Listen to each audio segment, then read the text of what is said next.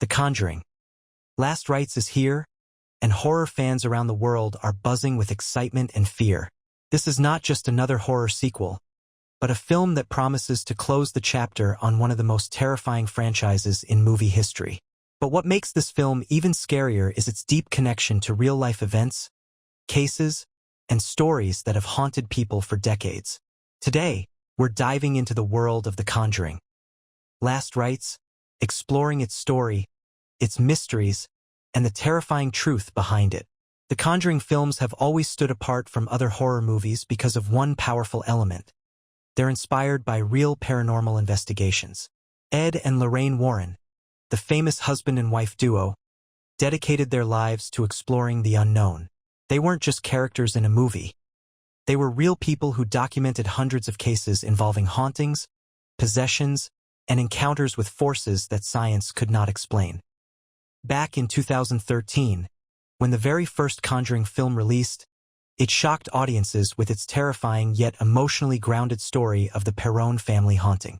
It wasn't just about jump scares or demons. It was about a family torn apart by something they couldn't understand, and about the Warrens risking everything to help them. That mix of horror and humanity created a franchise that has grown into one of the most successful in cinema history. Since then, we've seen the terrifying doll Annabelle come to life in multiple films, the dark history of the demon Valak in The Nun, and shocking cases like The Conjuring 2, which explored the infamous Enfield poltergeist in England. Each story took inspiration from the Warrens' real archives, blending fact and fear in a way that made audiences constantly wonder, how much of this is real? Now, The Conjuring, Last Rites raises that same question. The very title, Last Rites, suggests something final, something connected to death, exorcisms, and endings. Many fans believe this may be the conclusion of the Warren story in cinema. But what exactly is this film about, and why are people saying it may be the scariest one yet?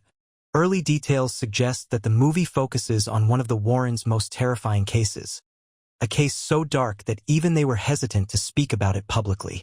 The story is said to revolve around a possession that leads to a series of tragic events, drawing heavily from real Catholic rituals like the performance of the Last Rites.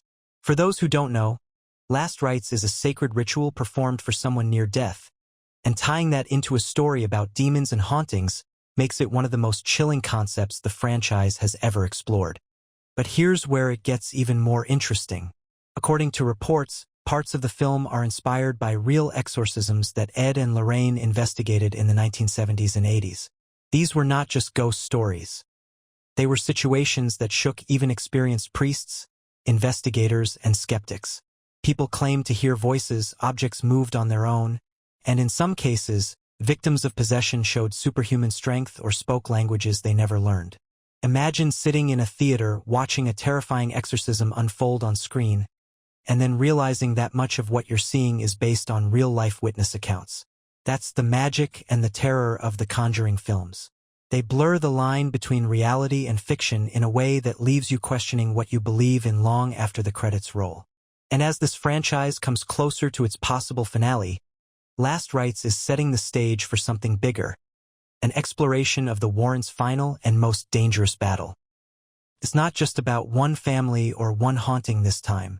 It feels like the end of a journey, the closing of a story that has terrified us for over a decade. So, before we dive deeper into the events of this new film and its connection to true stories, let's take a moment to appreciate how this franchise grew into such a phenomenon. From that first clap scene in The Conjuring to Annabelle's cursed appearances, to the terrifying image of Valak staring at Lorraine, these movies have left unforgettable scars on the minds of horror fans. And now, with Last Rites, the creators are preparing to push those fears to an entirely new level. As The Conjuring, Last Rites progresses, we see Ed and Lorraine Warren drawn deeper into one of the darkest investigations of their lives. This time, the supernatural forces they face aren't just tied to a haunted house or a cursed object. They seem to be directly targeting the Warrens themselves. The film begins to blur the line between investigator and victim. Strange disturbances follow the Warrens wherever they go. Whispers in empty rooms, crucifixes falling from walls, and Lorraine experiencing terrifying visions of cloaked figures chanting in Latin. These scenes highlight one of the core themes of the Conjuring Universe, the personal cost of confronting pure evil. We also meet the family at the center of the haunting, the Martins, who live in a countryside home with a dark past. The Martins reveal that they began experiencing strange occurrences after discovering a sealed-off basement room. Within it, they found disturbing relics, symbols etched into stone, old rosaries twisted into knots, and a blackened altar stained with what appeared to be blood. The tension escalates as Lorraine makes contact with a presence that identifies itself as Anselm, a disgraced priest who was excommunicated centuries ago for practicing forbidden rituals. According to church records revealed in the movie, Anselm was believed to have led secret ceremonies where he invoked demonic entities under the guise of blessing his congregation. His final rite was said to be so blasphemous that the church attempted to erase all records of it. As the Warrens investigate, they uncover that the Martins' land once belonged to the very parish where Anselm carried out his last ritual. The spirits haunting the family are not just random. They are directly tied to the priest's cursed legacy. The film uses shadowy flashbacks of the 1600s, showing glimpses of terrified villagers, torches in the night, and Anselm himself conducting sinister masses that end in screams. But the true horror strikes when Lorraine realizes that Anselm's curse didn't end centuries ago. The last rite, a ritual he planned before his execution, was never completed. Now, through the haunting of the Martins and the torment of the Warrens, the dark priest seeks to finish what he started. We see moments of chilling suspense. Lorraine walking through the basement in silence, her flashlight flickering, only for a shadowy figure to appear directly behind her. Ed, on the other hand, is physically attacked by unseen forces. Claw marks appear on his arms, and heavy objects crash around him. These moments remind viewers that in the Conjuring Universe, evil is not only psychological, but terrifyingly physical. The second act of the film builds toward the Warrens' most dangerous confrontation yet. They realize they are not just helping the Martins, they are standing in the way of a centuries-old evil completing its mission. The stakes are higher than ever, because this time, the haunting is more than a house. It's a battle for the souls of everyone involved. By the end of Stage 2, the Martins' home is consumed by supernatural chaos. Doors slamming on their own, whispers echoing through hallways, and Lorraine collapsing from overwhelming visions of fire and blood. The Warrens prepare for what might be their final exorcism, knowing full well that the last rites may require the ultimate sacrifice. As we move into the final act of The Conjuring, Last Rites, the tension reaches its peak. The Warrens, already physically and spiritually drained, prepare for what could be the most dangerous exorcism of their careers. The Martins family, terrified and desperate, cling to the hope that Ed and Lorraine can save them from the centuries-old curse tied to the disgraced priest Anselm. The house is no longer just haunted, it becomes a battlefield. Lights flicker, walls groan under unseen pressure, and the very air feels heavy, as though the house itself is alive with malevolent energy.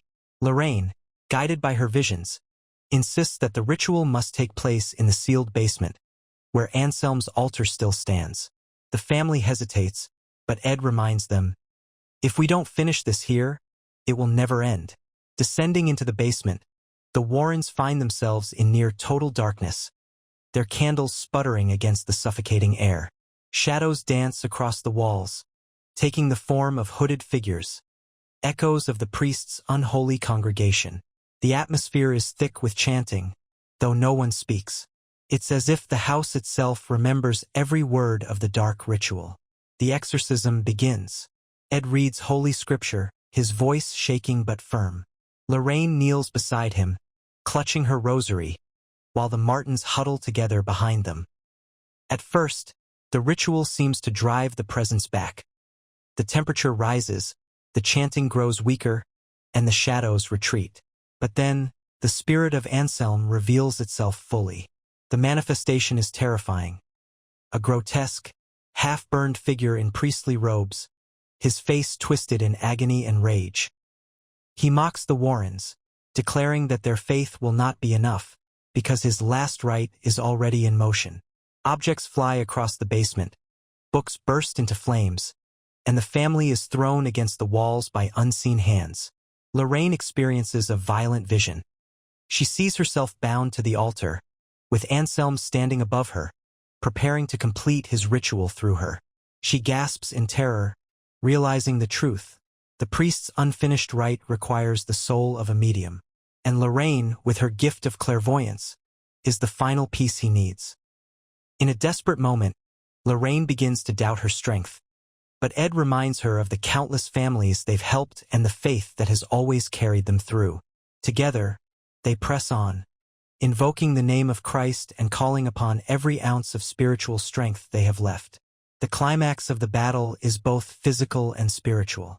The basement shakes violently, cracks split across the ceiling, and a storm rages outside. Lorraine, now in a trance, confronts Anselm directly within her vision. She tells him that his time has ended, that faith and love are stronger than any curse. With one final prayer, she drives the figure back, forcing him to scream and dissolve into blinding light. Back in the real world, the basement erupts.